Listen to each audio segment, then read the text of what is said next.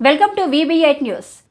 AITUC Saroor Nagar మండల సమితి నిర్మాణ కౌన్సిల్ సమావేశం బైరమల్ గూడ ఎస్ కన్వెన్షన్ హాల్లో బోయపల్లి రాములగౌడ్ అధ్యక్షతన జరిగింది.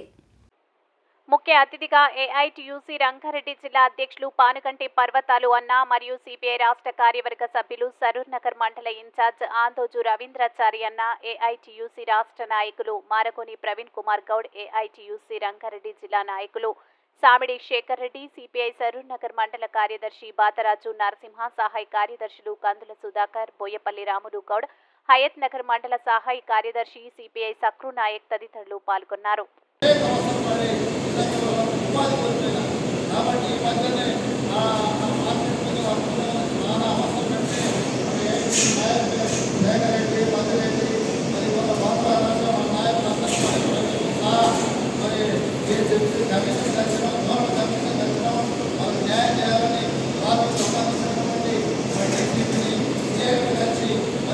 చేయడం అనేది